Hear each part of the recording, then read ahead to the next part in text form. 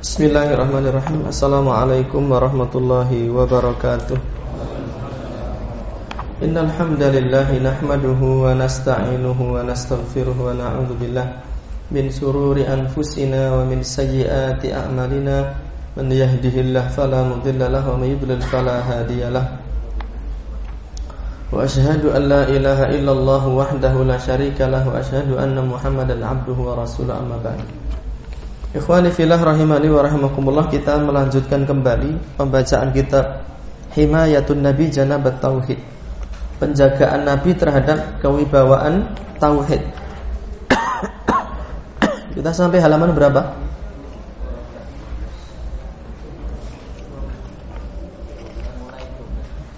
Oh ya. Qala al-muallifu hafizahullahu ta'ala min fadhailit tauhid, di antara keutamaan-keutamaan tauhid. Kenapa Nabi memberikan perhatian paling tinggi terhadap masalah tauhid ini, dan kenapa Nabi senantiasa menjaga kewibawaan tauhid? Di antara sebabnya karena tauhid ini memiliki banyak keutamaan, dan penulis menyebutkan sebagian dari keutamaan tauhid ini di halaman 12. Bayana Nabi sallallahu alaihi wasallam fadailat tauhidi. Nabi menjelaskan keutamaan tauhid. Wa anna hadhil fadaila, dan bahwasanya keutamaan ini tanfa'ul muslima, memberi manfaat kepada orang Islam. Fid dunya, di kehidupan dunia, wa fil qabri, di kehidupan kuburan atau di alam barzakh, wa fil akhirati, dan bermanfaat di kehidupan akhirat. Misalnya apa keutamaan tauhid yang bermanfaat di dunia? Banyak sekali. Seseorang akan meraih ketenangan, ketentraman, terbebas dari rasa takut kepada makhluk. Itu keutamaan tauhid di dunia.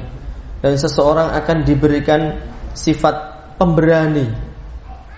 Semakin tinggi kualitas tauhid seseorang, maka seseorang akan menjadi pemberani, baik di hadapan manusia maupun di hadapan bangsa jin. Dia menjadi orang yang pemberani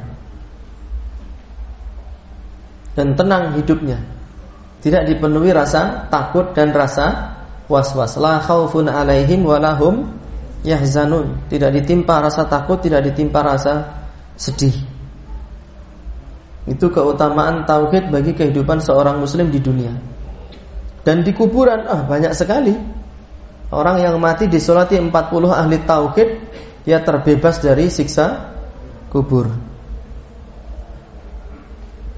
Di akhirat banyak sekali, dia akan mendapatkan syafaat. Dia diizinkan mereguk air di telaga Nabi. Wa min dzalika, dan di antara keutamaan itu adalah yang pertama, at-tauhidu, tauhid itu sababun najati minal adzabi, penyebab keselamatan dari azab. Li hadithi Mu'adz bin Jabal radhiyallahu anhu qala, berdasarkan hadis Mu'adz bin Jabal radhiyallahu anhu, beliau berkata, kuntu radifan nabiyyi sallallahu alaihi wasallam ala himarin. Kuntu, dahulu kala aku itu radifan Nabi, membonceng Nabi sallallahu alaihi wasallam ala himarin, di atas keledai. Jadi Nabi dan Mu'adz bin Jabal menaiki keledai yang sama. Faqala li, dan Nabi berkata kepadaku, ya Mu'adz, hai Mu'adz, atadri ma haqqullahi 'alal ibadi, apakah engkau tahu apa hak Allah kepada hamba? Qultu Allahu wa rasuluhu a'lamu, aku mengatakan Allah dan Rasulnya yang lebih tahu. Qala, kata Nabi, haqqullahi 'alal ibad, haknya Allah kepada hamba, an ya'buduhu, agar si hamba itu beribadah kepada Allah, wala yusyriku bi syai'a, dan tidak berbuat syirik, tidak memperserikatkan, tidak menyekutukan Allah dengan sesuatu apapun. Tsumma qala, kemudian Nabi bertanya lagi, atadri ma haqquhum alaihi, hai Mu'adz, apakah engkau tahu apa haknya hamba kepada Allah? Qultu Allah wa rasuluhu a'lam, aku menjawab Allah dan Rasulnya yang lebih tahu. Qala, Nabi melanjutkan, an la yu'adzibahum. Haknya hamba kepada Allah, yaitu Allah tidak mengazab si hamba tersebut selama hamba itu sudah menunaikan haknya Allah, yaitu beribadah hanya kepada Allah semata. Fi hadits Itban bin Malik, dan disebut di dalam hadis Itban bin Malik, anna Nabi sallallahu alaihi wasallam qala, bahwasanya Nabi sallallahu alaihi wasallam bersabda, fa innallaha, maka sesungguhnya Allah, qad harrama 'alan nari, telah mengharamkan bagi neraka, man qala, bagi orang yang mengucapkan la ilaha illallah, yabtaghi bidzalika wajh Allah. Neraka itu haram bagi orang yang mengucapkan la ilaha illallah karena mengharap wajah Allah, yaitu orang yang mengucapkan la ilaha illallah dan dia konsekuen dengan ajaran la ilaha illallah. Tapi kalau tidak konsekuen, apalah arti sebuah ucapan yang didustai? Mengucapkan la ilaha illallah tapi takutnya kepada selain Allah, meminta kesembuhan kepada selain Allah, berpasrah diri kepada selain Allah subhanahu wa ta'ala, meminta rezeki kepada selain Allah. Itu namanya syirik dan tidak berguna sama sekali. Kalimat la ilaha illallah kalau tidak dilaksanakan syarat-syaratnya. Di pertemuan yang akan datang kita akan membahas syarat la ilaha illallah itu, ada di halaman 18. Antum boleh cek sebentar itu, syurutu la ilaha illallah. Agar kita itu di dalam mengucapkan kalimat tauhid la ilaha illallah itu ala ilmin wa basiratin, berdasarkan ilmu dan basirah, bukan elaelo, bukan melu-melu. Ya, syaratnya ada 7, sebagian lagi menambahkan menjadi 8 syarat.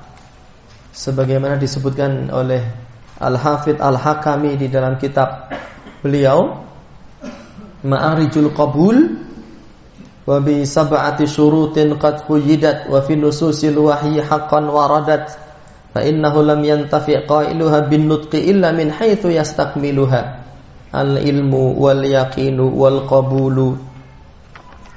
Al-ilmu wal yaqinu wal qabulu wal inqiyadu was sidq wal ikhlas wal mahabbatu wafaqakallahu lima aqulu.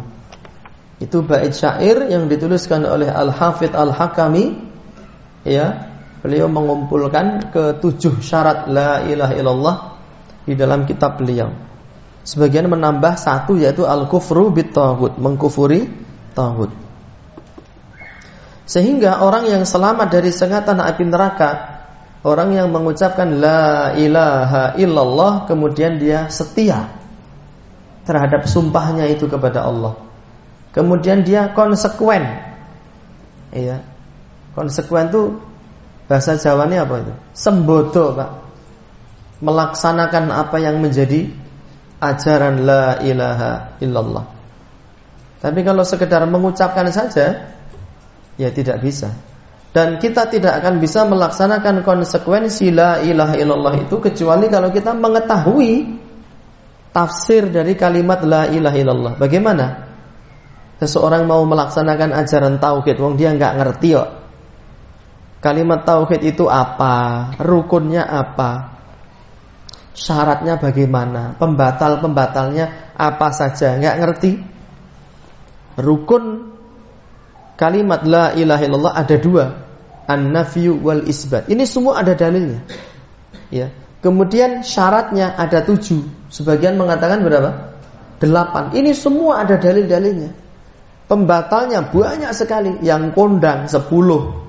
Yang tersebut di dalam kitab Nawaqidul Islam. Itu harus kita pelajari, kita pahami, dan kita laksanakan, serta menjauhi pembatal-pembatal tauhid itu. Dan Nabi yang diinginkan oleh penulis ini, Nabi itu teramat sangat memiliki kepedulian terhadap tauhid ini. Bahkan ajaran Nabi yang banyak itu yang paling ditekankan adalah tauhid. Larangan Nabi yang banyak itu yang paling ditekankan untuk dijauhi adalah berupa kesyirikan. Sehingga manfaat Tauhid yang pertama menyelamatkan seseorang dari azab yang pedih. Yang kedua, anna tauhida sababun mani'un minal khuludi finnari liman istahaqqa dukhulaha. Na'udzubillahi min dzalik. Anna tauhida, bahwasanya tauhid itu sababun, menjadi penyebab, mani'un, yang kokoh, yang kuat, minal khuludi, yang menghalangi manusia dari kekekalan, finnar, di dalam neraka, liman, bagi orang, istahaqqa dukhulaha, yang berhak untuk memasukinya. Jadi tauhid menjadi penyebab yang kuat yang menghalangi seseorang yang masuk neraka dari kekekalan. Artinya kalau seseorang masuk neraka, dia masih memiliki tauhid, dia tidak akan kekal. Gimana? Minat nggak antum? Mampir gitu loh ke neraka, tapi tidak kekal. Apa ada orang bertauhid masuk neraka? Ada, tetapi tidak kekal. Dia bertauhid, tetapi masih berzina. Dia bertauhid, tapi masih makan harta riba. Kon ninggal ke riba, wegah. Iya nek, aku urip tanpa riba itu. Malah menganut prinsip hidup tanpa riba bagaikan wali tanpa karomah. Wis ngomong sapa? Ya. Ya, kita menyampaikan dakwah Islam ini tidak hendak memaksa kok. Diterangkan yang ini halal, yang ini haram, dilaksanakan monggo, enggak ya monggo, tapi masing-masing kita akan menanggung dan mengunduh apa yang sudah kita upload.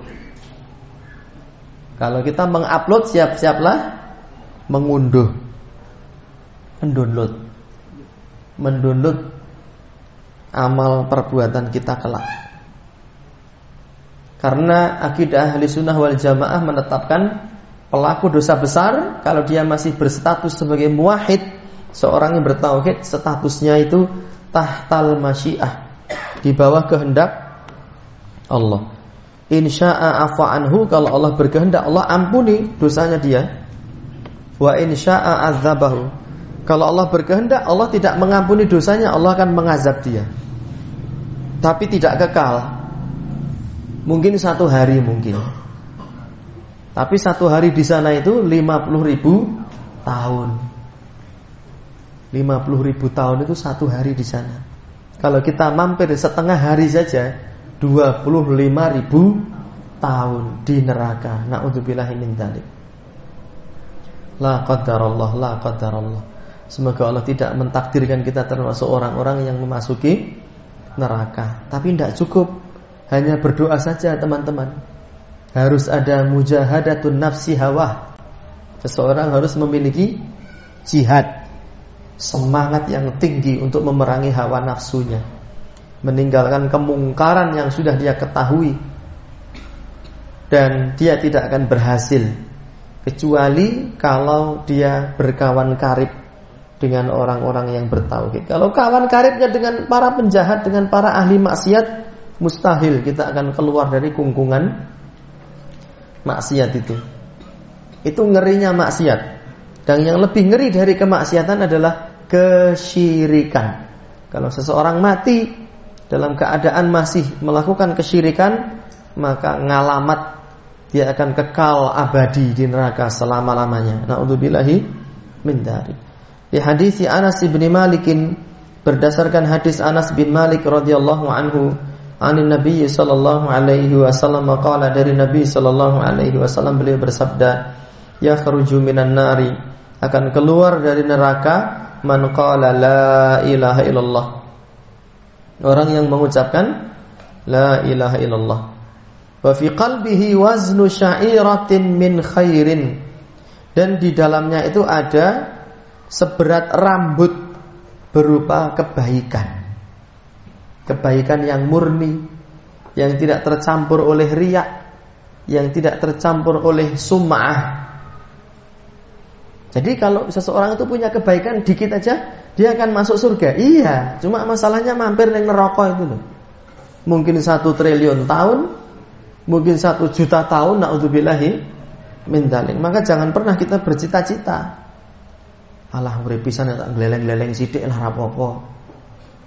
Saya tak maksiat ya, icip-icip saja. Toh nanti mampir ning neraka sithik, hidup-hidup nggih pengalaman. Ini orang enggak waras orang seperti ini ya. Wa yakhruju minan nari man qala la ilaha illallah. Syairatin itu apa namanya? Gandum ya, bukan rambut. Yang tadi itu loh, di dalam hatinya ada seberat gandum berupa kebaikan. Dan akan keluar dari neraka man qala la ilaha illallah, orang yang mengatakan la ilaha illallah fi qalbihi waznu burratin min khairin. Di dalam hatinya itu ada seberat apa? Burrat. Burratun itu ya sama, mirip dengan gandum itu. Cuma beda apa? Beda varietas. Ada rojolele, ada serino. Tahu beras serino enggak tuh? Dari mana serino itu? Dari Delanggu. Itu beras andalan warga Klaten itu. Mentik wangi, rojolele, serino, bramo. Itu berasnya wong sugih. Berasnya wong randu ya cukup C4. Nggih. Patah leher. Patah leher iki ora nek beras ora nek vitamine. Terus beras jatah, sekarang masih ada enggak sih beras jatah itu? Masih ya? Dipakai buat apa biasanya? Saya ya tak pakai campuran nasi goreng. Ben mawur, Pak. Arti kok wedi ora enak. Kayak beras jatah digoreng itu kan enak, mawur gitu loh. Beras jatah itu tumone dipetani sik. Tumo beras. Wa yakhruju minan nari man qala la ilaha illallah, dan akan keluar dari neraka orang yang mengatakan la ilaha illallah wa fi qalbi waznu dzarratin min khairin, dan di dalam hatinya ada seberat dzarrah. Nah, kalau dzarrah itu saya baca kitab tafsir itu aqallu syai', benda yang paling kecil di seluruh dunia. Wih, ya kuwi jenenge dzarrah.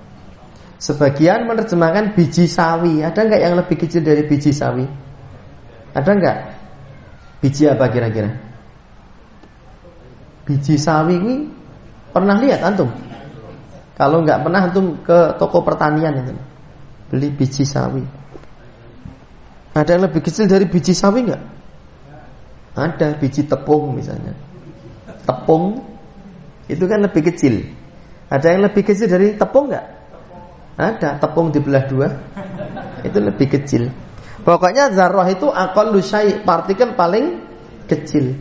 Selama seseorang masih memiliki tauhid dan ketauhidannya ini tidak tercemar sama sekali oleh kesyirikan, ya, maka dia akan selamat satu saat kelak, keluar dari neraka dan masuk ke dalam surga. Ini hebatnya tauhid ini, menghalangi seseorang dari kekekalan di dalam neraka. Makanya saya pernah cerita ke antum, saya ini pernah dulu ngajar di pondok pesantren bertahun-tahun dan punya pengalaman santri yang nakalnya luar biasa. Sampai ketika saya putus asa ya, saya ngasih nasihat, nanti kalau kalian keluar dari pondok sini kok delalah jadi preman, dan itu bukan cita-cita saya, bukan harapan saya, bukan doa saya.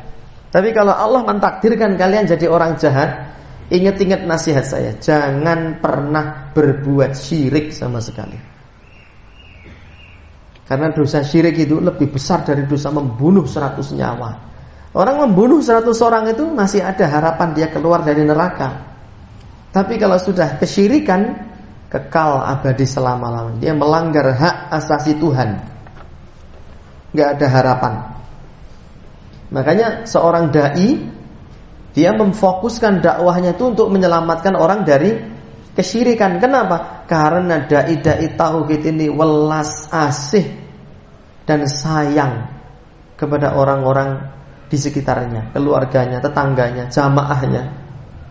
Tapi seorang dai yang gak pernah menyentuh pembicaraan tauhid sama sekali, dia sedang mengajak orang untuk mengagumi dirinya.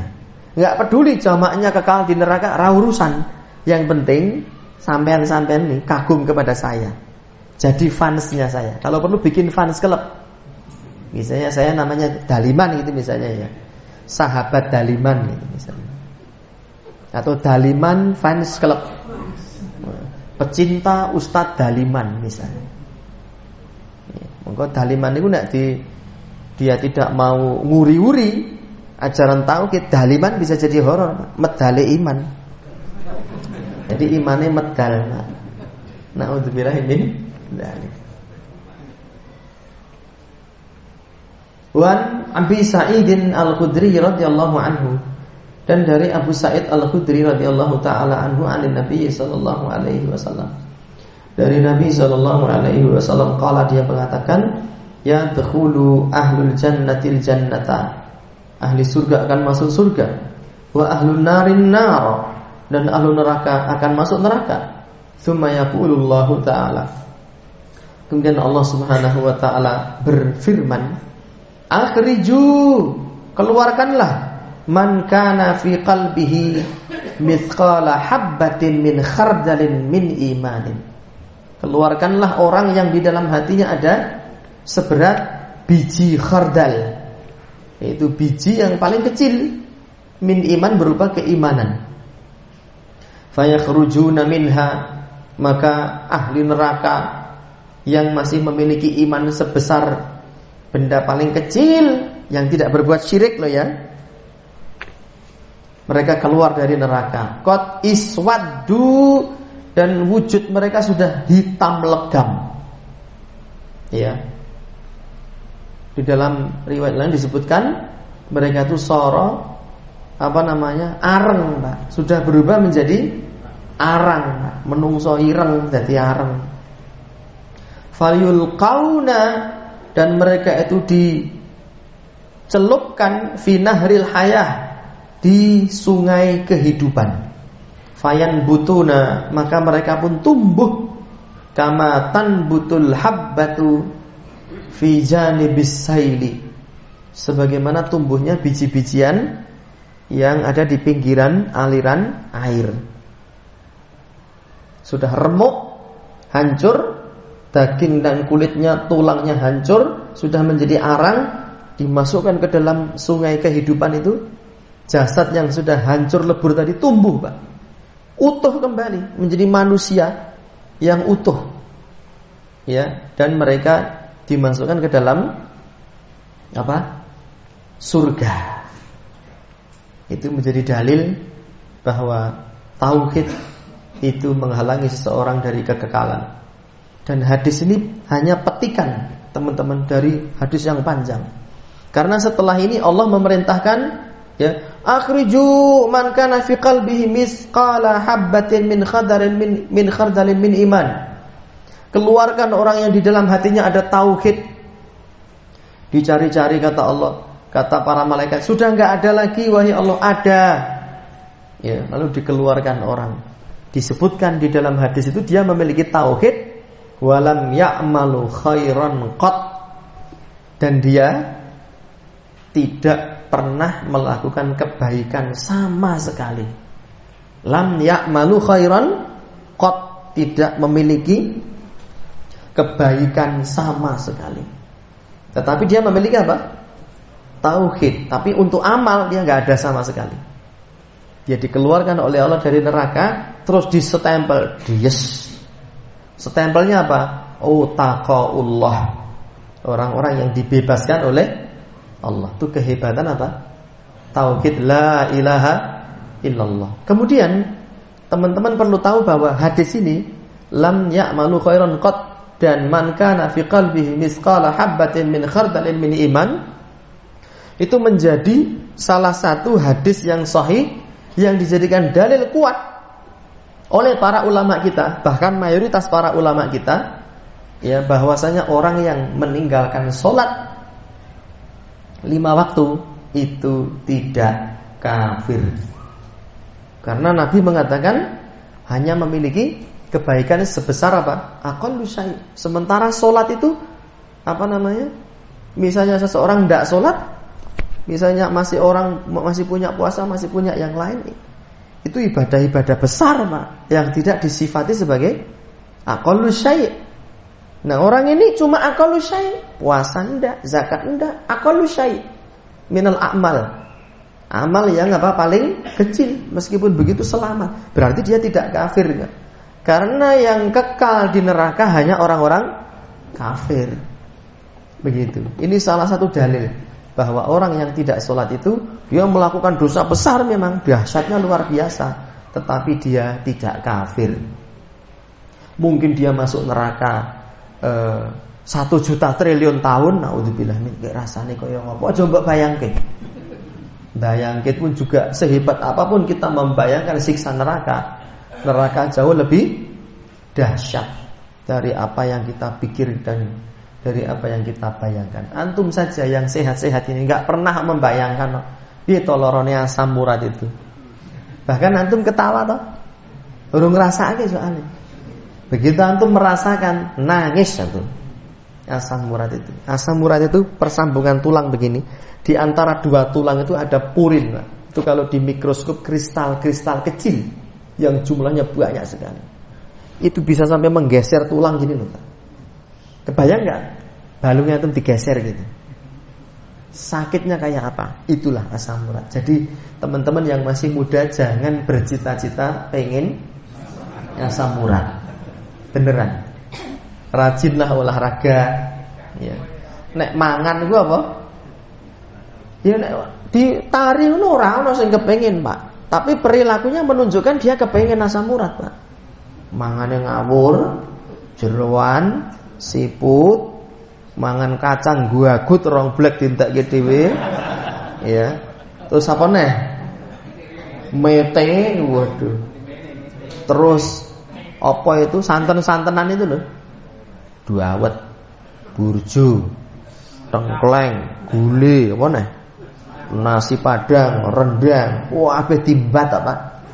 Bar madang turu. Ora olahraga, renang ya ora, jogging ya wegah. Nggih, glundang-glundung ya bakul semongko.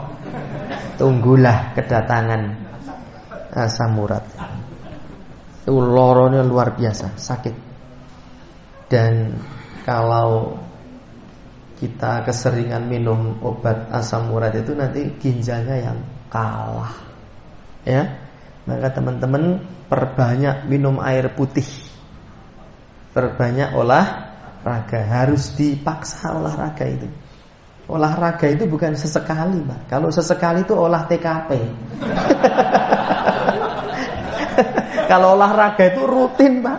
Bukan sesekali. Olahraga sesekali, madangnya bendino. Tahu olah TKP? Takono Pak polisi kan. Olah TKP. Yang ketiga, keutamaan tauhid itu al-muwahhiduna, orang-orang yang bertauhid, as'adun nasi bi syafa'atin nabiyyi sallallahu alaihi wasallam. Orang yang paling berbahagia menerima syafaat Nabi sallallahu alaihi wasallam. Syafaat Nabi itu ya yang bisa menyelamatkan seseorang dari situasi yang menakutkan, yang berat, sehingga seluruh nabi pun gentar menghadapi hari itu. Karena di hari itu laqad ghadiballahu al-yawma ghadaban lam yaghdab qablahu mithlah wa lan yaghdab ba'dahu mithlah. Kata Nabi Isa, di hari itu Allah murka dengan kemurkaan besar yang belum pernah terjadi sebelumnya dan tidak akan pernah terjadi setelahnya. Yang bisa meredam kemurkaan Allah hanya syafaat Nabi sallallahu alaihi wasallam. Kayak apa beratnya kan ketika Allah murka dengan kemurkaan yang memuncak, yang belum pernah terjadi dan tidak akan pernah terjadi, sehingga para nabi pun gemetar. Nah, orang-orang yang akan mendapatkan pertolongan, berbahagia mendapatkan syafaat Nabi hanya orang-orang yang bertauhid. Adapun ahli syirik ya tidak akan mungkin mendapatkannya. Ini dalilnya li hadis Abi Hurairah radhiyallahu taala anhu qala. Berdasarkan hadis Abu Hurairah radhiyallahu taala anhu, beliau berkata, "Qila ya Rasulullah," dikatakan wahai Rasulullah sallallahu alaihi wasallam, "Man, siapakah as'adun nasi, manusia yang paling berbahagia bi syafa'atika yaumal qiyamah, menerima syafaatmu di hari kiamat?" Qala Rasulullah sallallahu alaihi wasallam, beliau menjawab, as'adun nasi, manusia yang paling berbahagia, bi syafaati, mendapatkan syafaatku, yaumal qiyamati, pada hari kiamat, man qala la ilaha illallah, orang yang mengucapkan la ilaha illallah khalisan min qalbihi wa nafsihi, ikhlas dari dalam hati dan jiwanya. Jadi kalau orang-orang, kami cinta kepada engkau wahai Nabi, ya Rasulullah, isfa' lana, tetapi dia nggak tahu apa itu tauhid, apa itu la ilaha illallah, rukunnya apa, syaratnya apa, pembatalnya apa, bahkan menganggap pembahasan tentang syirik itu membuat hatinya dongkol dan mangkel. Apa-apa kok syirik.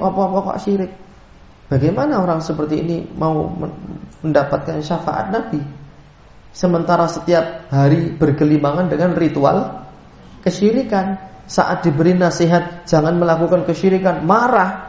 Bahkan dia menjadi agen-agen kesyirikan, melariskan kesyirikan, meskipun berlabel kiai, ustadz, mengajak manusia berbondong-bondong melakukan penyembahan kepada kuburan, pusaka, batu, setan, nyiroro kidul, nyiroro lor, demit, pohon yang angker, angka sial, itu yang dia takuti. Maka orang seperti ini mustahil dia akan mendapatkan syafaat.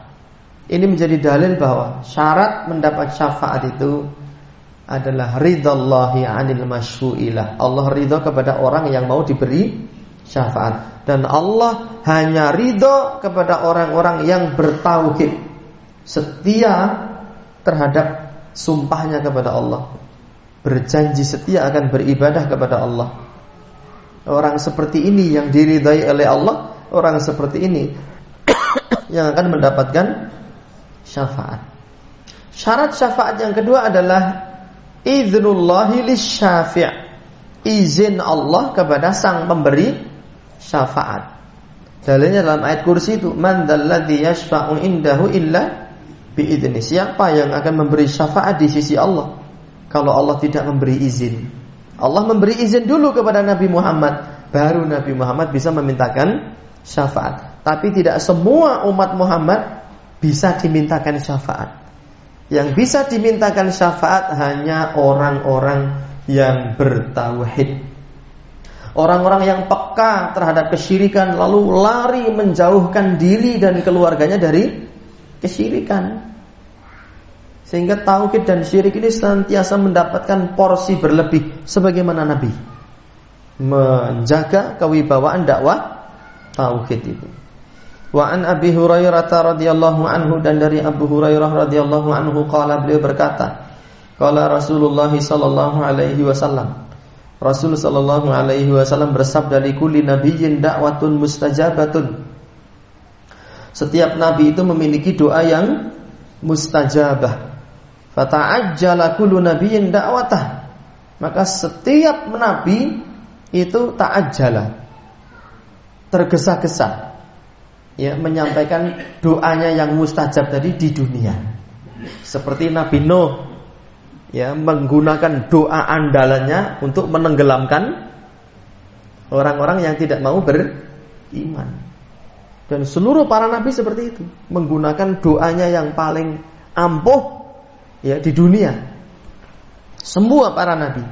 Wa inni, adapun sesungguhnya aku, kata Nabi Muhammad, ikhtaba'tu da'wati, aku menunda doaku yang mustajabah tadi itu, syafa'atan li ummati, untuk memintakan syafaat bagi umatku yaumal qiyamah, pada hari kiamat, karena welas asihnya Nabi kepada kita. Fahiya na'ilatun insyaallah, maka syafaat itu akan bisa digapai atas izin Allah, man mata, oleh orang yang mati, min ummati, dari kalangan umatku, la yusyriku billahi syai'an, selama mereka tidak menyekutukan Allah, tidak berbuat syirik. Hatinya tidak ada keyakinan syirik, badannya tidak melakukan perbuatan syirik, lisannya juga tidak mengucapkan kata-kata syirik. Termasuk syirik itu menyembelih untuk selain Allah, itu kalau berupa perbuatan.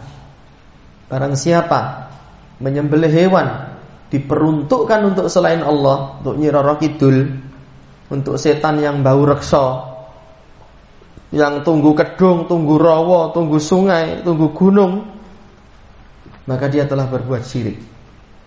Kalau sampai mati tidak bertaubat, ya tidak akan mungkin bisa mendapatkan syafaat dan tidak akan mungkin masuk surga dan tidak akan mungkin keluar dari neraka.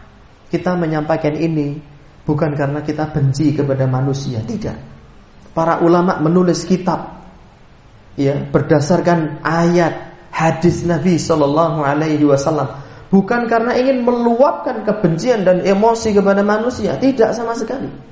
Tapi dalam rangka welas asih, kasih sayang kepada manusia dan ingin menyelamatkan manusia dari kecelakaan yang abadi selama-lamanya ini. Maka kalau antum punya ustadz sering ngajari tauhid, sering memperingatkan dari kesyirikan, doakan ustadz tadi, cintailah dia. Dia ustadz yang apa? Sayang kepada muridnya, kepada jamaahnya. Tapi kalau antum punya ustadz antipati terhadap dakwah tauhid, enggak pernah menyampaikan kesyirikan, dia tidak sedang mengajak antum kepada Allah, tapi sedang mengajak antum untuk mengagumi dirinya sendiri. Itu kata Syekh Sulaiman bin Salimillah Ar-Ruhaili hafizahullah. Yang keempat, at-tauhidu amanun lil muslimi fi qabrihi.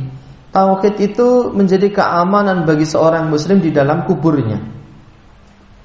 Li haditsil Bara' bin Azib bin At-Tawili, berdasarkan hadis Al-Bara' bin Azib yang panjang, hadisnya itu panjang, At-Tawili sifat dari hadis. Hadis Bara' bin Azib yang panjang hadisnya. Qala Al-Bara' bin Azib mengatakan, kharajna, kami pernah keluar, ma'a Rasulillah sallallahu alaihi wasallam, bersama Rasulullah sallallahu alaihi wasallam, fi jinazati rajulin minal ansari, karena mengantar jenazah seorang lelaki dari kaum Ansar. Fantahaina ilal qabri, maka kami berhenti di kuburan. Walamma yulhad, dan saat sudah dimasukkan ke liang lahat, fajalasa Rasulullah sallallahu alaihi wasallam, Rasulullah sallallahu alaihi wasallam duduk. Wa jalasna haulahu, dan kami pun duduk di sekeliling beliau. Ka'annama ala ru'usina at-tayru, seolah-olah di kepala-kepala kami itu ada burungnya. Berarti para sahabat ngapain itu? Duduk, kepalanya itu seolah-olah ada burung. Berarti apa? Tertunduk, semua menunduk. Nabi duduk, para sahabat duduk mengelilinginya dan menunduk, tidak ada yang ngomong. Wa fi yadihi ya'udun yankutu bihi fil ard, dan di tangan beliau itu ada tongkat ya, yang beliau gunakan untuk bersandar di bumi. Farafa'a ra'sahu, dan Nabi mengangkat kepalanya. Faqala, dan berkata, ista'idu billahi min adzabil qabri, memintalah perlindungan kalian kepada Allah dari azab kubur. Marrataini, 2 kali, au salasan, atau 3 kali. Beliau mengetuk bumi dengan tongkatnya, lalu beliau mengangkat kepala ke langit dan bersabda, minta perlindunganlah kalian kepada Allah dari azab kubur. Dan azab kubur itu menimpa orang-orang berbuat syirik, dan terkadang bisa nyiprat. Menurut keterangan sebagian para ulama, azab kubur bisa nyiprat kepada ahli tauhid yang ditanamkan berdekatan dengan ahli syirik. Maka dari sini para ulama seluruhnya sepakat di seluruh dunia, sejak dulu maupun sekarang, wajib orang Islam itu dikuburkan di pemakaman khusus umat Islam. Tidak boleh campur. Di antara hikmahnya, karena azab kubur itu bisa nyiprat. Kalau antum sebagai ahli tauhid dikuburkan jadi satu dengan orang-orang kafir di area pemakaman yang sama, Antum bisa kecipratan menurut keterangan sebagian ulama. Bisa berupa gelap, bisa berupa hawa panas, bisa juga antum merasa sempit, terhimpit, ya, karena azab kubur itu bentuknya macam-macam. Maka masing-masing kita harus mengupayakan keberadaan kuburan khusus umat Islam. Kalau umat Islam semuanya diam, nggak ada yang mengupayakan, mereka semuanya terkena dosa. Na'udzubillahi min dzalik. Itu pun kita yang sudah ngaji nggak pernah kepikiran mengupayakan kuburan yang apa? Khusus umat itu. Nggak pernah. Dan ada yang lebih parah lagi, tidak pernah terbersit dalam benak dan pikiran kita berwasiat kepada keluarga, tolong kalau saya mati kuburkan di pemakaman khusus umat Islam. Gak pernah terbersit pikiran seperti itu. Hatta yang sudah ngaji, dan ada yang seperti itu. Apakah sudah sangat parah ya ketidakpedulian kita terhadap nasib kita kelak di akhirat, terhadap nasib kita kelak di kuburan ini, hanya karena kita belum pernah merasakannya. As-sa'idu man itta'adha bi ghairihi. As-sa'idu man itta'adha bi ghairihi. Orang yang berbahagia itu orang yang mengambil pelajaran dari kejadian yang dialami oleh orang lain.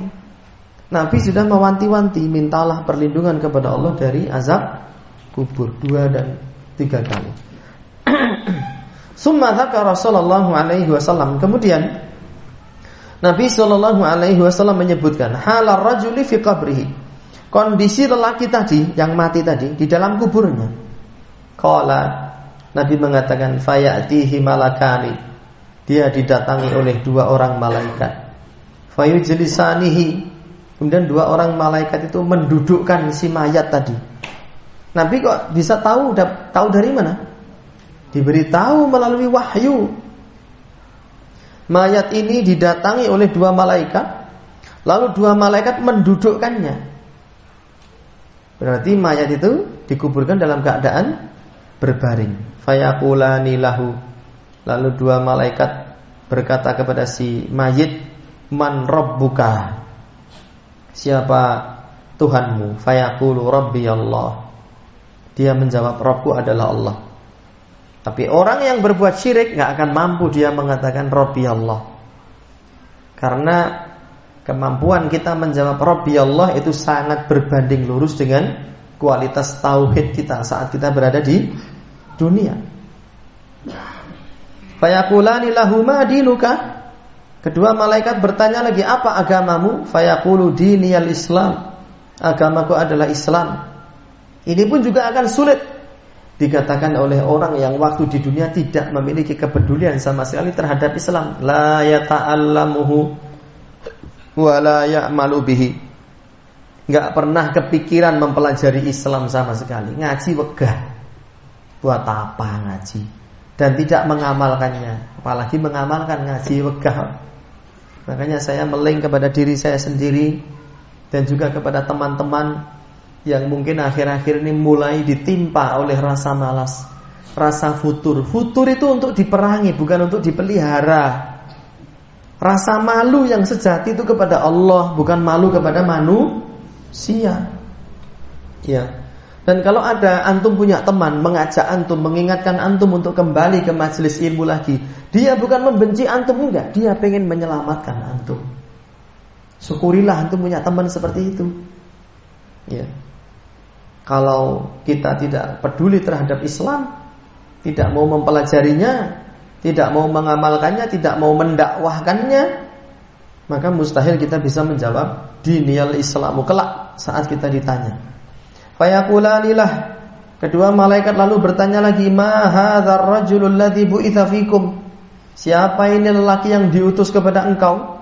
Fayaqulu huwa Rasulullah. Dia adalah Muhammad Rasulullah sallallahu alaihi wasallam.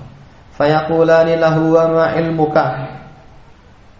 Kedua malaikat bertanya lagi, apa ilmumu? Fayaqulu qara'tu kitaballahi fa amantu bihi wa saddaqtu. Aku membaca kitabullah dan aku beriman kepadanya. Lihat. Orang membaca kitab Allah atau dibacakan kitab Allah di hadapan dia. Kemudian fa amantu bihi, aku beriman kepada ayat suci tadi. Wa saddaqt, dan aku juga membenarkannya, mengimaninya, meyakininya. Baru dia nanti bisa selamat. Tapi ada loh sebagian umat Islam, setiap kali dibacakan ayat ngantuk, setiap kali dibacakan ayat mangkel, dongkol, pengajian dolal dalil. Ora nek lucu blas. Pengajian yo sing lucu, menggugah jiwa. Piye karepe? Mencerahkan. Nek mung maca ayat, maca hadis ya. Ngono. Jadi ada umat Islam seperti itu. Dan nanti kalau ditanya, "Wa ma ilmuka?" Apa ilmumu? Dagelan ya Allah. Na'udzubillahi min dzalik. Apa ilmumu? Saya membaca kitabullah. Saya beriman kepadanya dan membenarkannya. Fayunadi munadin minas sama, lalu muncullah, terdengarlah seruan seorang penyeru dari arah langit, an saddaqa abdi, betul hambaku ini sudah jujur dengan jawabannya. Fa afrishuhu minal jannah, kasih anugerah surga, kasih karpet dari surga, wa albisuhu minal jannah, kasih pakaian surga, waftahu lahu baban ilal jannah, bukakan bagi dia pintu ke dalam surga. Qala fayatihi min ruhiha wa tibiha wa yussahu lahu fi qabri madal basar. Fayatihi min ruhiha wa tibiha, maka didatangkanlah wewangian surga. Wa yussahu lahu fi qabri, dan kuburnya diluaskan, ya, muddal basar, sejauh pandangan mata. Makanya doa untuk mayat itu, Allahumma afsih lahu fi qabrihi wa nawwir lahu fihi. Ya Allah, luaskan si fulan dalam kuburnya dan kasihlah cahaya terang di dalam kuburnya. Kata simbah-simbah kita, lepas soparane jembaro kuburi. Ini hadis sahih teman-teman, riwayat Imam Abu Dawud nomor 4753 dan riwayat Ahmad. Pembacaan hadis seperti ini berkah, menggetarkan jiwa kita, menambah keimanan yang ada di dalam hati kita, dan memotivasi kita untuk lebih bersemangat menjalankan agama Allah Subhanahu wa ta'ala. Itulah keberkahan majelis ilmu, majelis ta'lim. Ya, isinya qala Allah, qala Rasulullah sallallahu alaihi wasallam. Jadi tauhid itu menjadi sumber penyebab keselamatan, keamanan seorang muslim kelak di alam kubur. Yang kelima, anat tauhidah huwa athqalu syai'in fil mizan. Tauhid itu adalah sesuatu yang paling berat di timbangan. Di hadis Ibnu Umar radhiyallahu anhuma, berdasarkan hadis Ibnu Umar radhiyallahu taala anhuma, anna Nabiy sallallahu alaihi wasallam qala, bahwasanya Nabi sallallahu alaihi wasallam bersabda, inna nabiyallahi Nuhan alaihi salam, sesungguhnya Nabi Allah Nabi Nuh alaihi salam, lamma hadarathul wafatu, saat beliau didatangi oleh kematian, qala libnihi, beliau mengatakan kepada anaknya, Nabi Nuh mengatakan kepada putranya, inni qasun alaikal wasiyah, aku ingin menyampaikan wasiat untukmu, amuruka bisnataini wa anhaka anisnatain, aku perintahkan kepadamu dua hal dan aku melarang dari kalian dua hal. Amuruka bila ilaha illallah, aku memerintahkan kalian untuk setia terhadap la ilaha illallah. Fa innas samawati sab'a wal ardina sab'a, karena sesungguhnya 7 petala langit dan 7 petala bumi, lawudiat fi kifatin, seandainya dia diletakkan di daun timbangan, wa wudiat la ilaha illallah fi kifatin, dan la ilaha illallah diletakkan di daun timbangan yang lain, rajahat bihinna la ilaha illallah, maka akan lebih berat la ilaha illallah dibandingkan 7 petala bumi, 7 petala langit. Kalau kita meyakini keimanan ini dengan dahsyat, ya, gak ada itu rasa takut kepada setan. 7 petala bumi, 7 petala langit itu tidak bisa mengalahkan la ilaha illallah. Apalagi setan cuma numpang neng sumur, neng WC. Kita takut sama mereka. Berarti memang ketauhidan kita belum terbentuk secara baik. Gitu. Di mau. Walau anna samawati sab'a wal ardina sab'a kunna halqatan mubhamatan qasamathunna la ilaha illallah. Seandainya 7 petala langit dan 7 petala bumi itu seperti halqah itu apa? Lingkaran ya, yang ditandingkan dengan la ilaha illallah wa subhanallahi wa bihamdihi fa innaha salatu kulli syai'in wa biha yurzaqul khalqu. Kemudian beliau mengatakan wa anhaka 'anil syirki wal kibri, dan aku melarang kalian dari kesyirikan dan dari kesombongan. Tetapi kesombongan ini bukan seperti yang banyak dipahami oleh orang dengan pemahaman yang timpang. Nabi menjelaskan di dalam hadis yang lain, al-kibru batarul haq wa ghamtun nas. Kesombongan itu adalah menyepelekan, meremehkan orang lain dan menolak kebenaran. Termasuk teman-teman, kalau antum merasa ya sudah mengetahui apa itu tauhid dan sudah berhati-hati dari kesyirikan, antum melihat saudara antum masih terjerumus ke dalam kesyirikan, jangan dihina, jangan merasa semuci-suci lalu merendahkan orang. Itu bagian dari al-kibr. Kalau antum merendahkan dia tanpa ada keinginan untuk menyelamatkan dia, satu saat antum akan terjerumus ke situ. Na'udzubillahi min dzalik. Sehingga lihatlah saudara antum yang melakukan kesyirikan karena tidak tahu itu dengan pandangan welas asih. Digandeng tangannya, ya, tunjukkan akhlak yang baik. Beginilah akhlak para ahli tauhid. Berderma, suka memberi, murah senyum, suka menolong. Lalu ajak ikut pengajian agar dia selamat dari kesyirikan itu. Bahagia di dunia, selamat di alam kubur, dan berbahagia kelak di akhirat. Itu kalau jujur.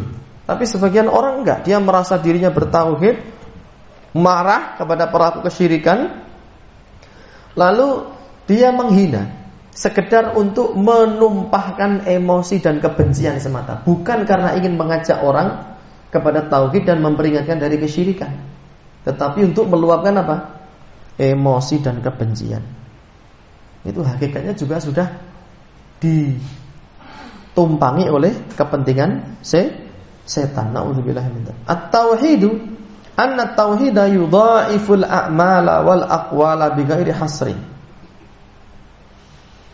Sesungguhnya tauhid itu melipat gandakan amal perbuatan dan juga perkataan yang baik, ya.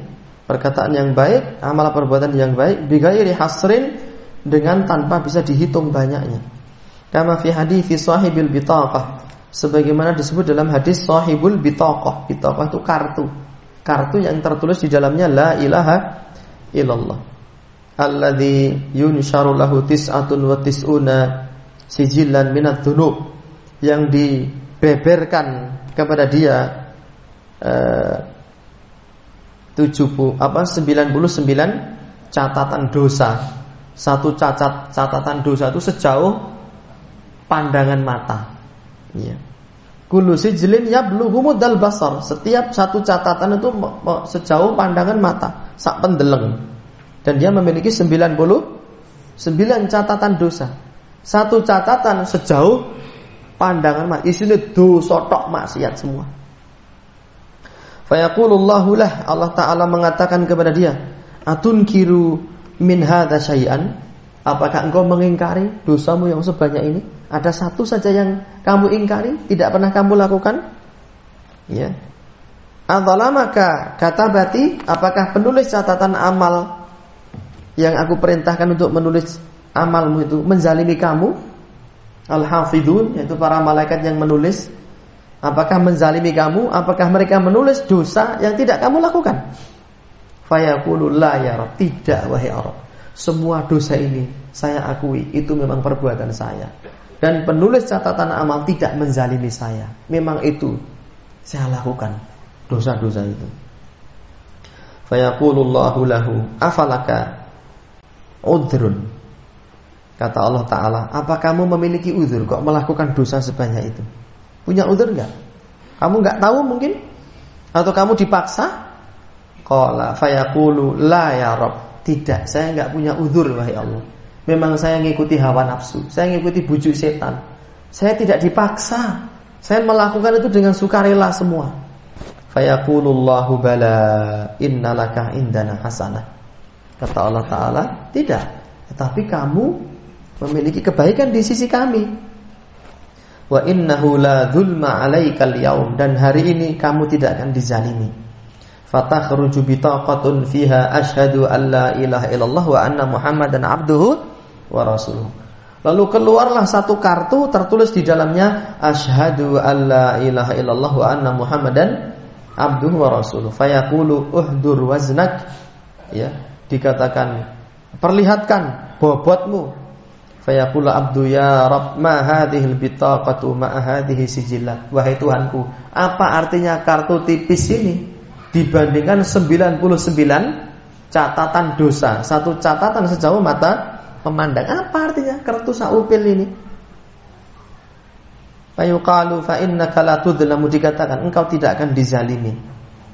Fatudha'us sijillatu fi kifatin, catatan dosa diletakkan di daun timbangan. Wal bitaqatu fi kifatin, dan kartu la ilaha illallah diletakkan di timbangan yang lain.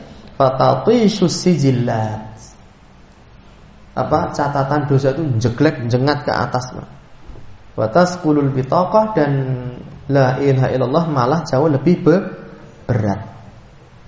Wala yadkhulu ma'asmillahi ta'ala syai'un, tidak ada yang mampu menandingi bobot asma Allah Subhanahu wa ta'ala sesuatu pun.